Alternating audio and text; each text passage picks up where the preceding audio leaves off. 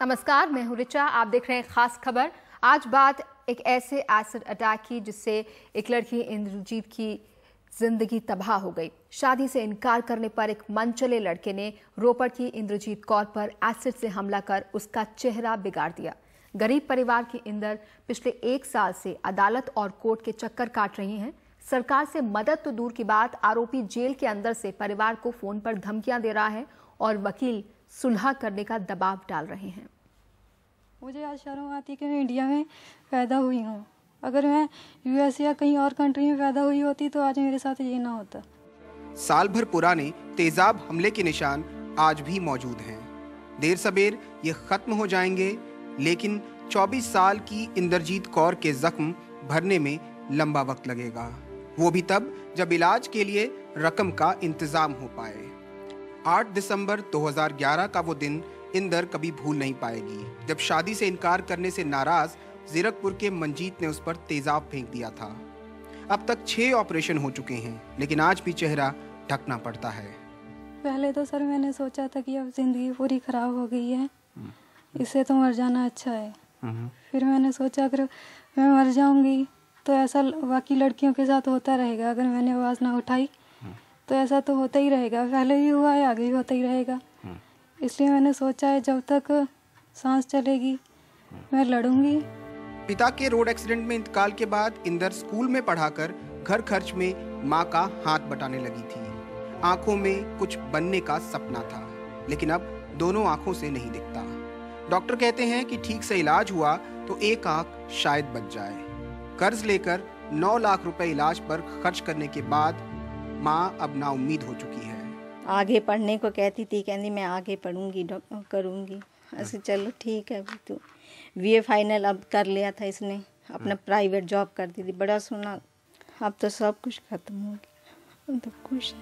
पिछले 1 साल के दौरान माँ बेटी पर जो गुजरी वो सुनकर किसी की भी आंखें नम हो जाएं। इलाज के बीच कोर्ट कचहरी के चक्कर भी काटने पड़े। पहले वकील ने तो फीस लेने के बावजूद केस ही फाइल नहीं किया, तो दूसरा वकील समझौता कर लेने का दबाव डालने लगा। उधर रोपड़ जेल में कैद मंजीत भी धमकियां दे रहा है। जेल में था वो इनको धमकी देता था। एक दिन में 4 टेलीफोन उसके आए कि तुम हमारे साथ फैसला कर लो, नहीं तो उसका अंजाम बहुत बुरा होगा। पता नहीं उसको कि कहाँ से ये बैकिंग थी। 2009 में राष्ट्रीय महिला आयोग ने सरकार को एसिड हमले की शिकार लड़कियों को फौरन 5 लाख रुपए की मदद और प्लास्टिक सर्जरी के लिए 20 लाख रुपए मुहैया करवाने की ताकीद की थी। इस वारदात को 1 साल पूरा होने को आया, लेकिन न तो केंद्र और न ही राज्य की बादल सरकार से कोई मदद मिली। अब परिवार ने हाई कोर्ट में गुहार लगाई है।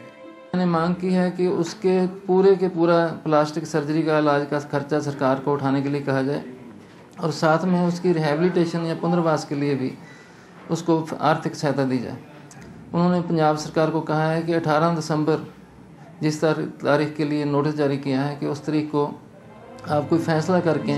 आरोपी के खिलाफ आईपीसी की धारा 307 के तहत मुकदमा दर्ज किया गया है, जिसमें अधिकतम सजा उम्र कैद होती है। वैसे लंबे वक्त से तेजाब हमले के मामलों के लिए अलग से कानून बनाने की मांग हो रही है, जिसमें दोषी को सजा के साथ साथ पीड़ित को मुआवजा देने का भी प्रावधान हो। इंदर और उसकी जैसी तमाम लड़कियां ऐसे कानून की राह देख रही हैं। इंदर को इस हालत में देखकर दुख होता है, लेकिन उससे भी ज्यादा गुस्सा आता है ऐसी कानून व्यवस्था पर जहां ऐसा गुनाह करने वाले मामूली सजा पाकर छूट जाते हैं। इंदर ने तो अपना चेहरा ढक लिया है, लेकिन शर्म तो सरकार को आनी चाहिए जिससे इनका दर्द नहीं दिखता। अब तो बस न्यायपालिका का ही सहारा है जहां से कोई राहत मिल जाए। रोपड़ के मोरिंडा से कैमरा पर्सन अर्पित जायसवाल के साथ Anand Patel, NDTV India. India's #1 news app just got even better. Download NDTV's new app, fully optimized for retina display, full screen view, faster response time, and Sudoku. NDTV's new iPad app. Download now.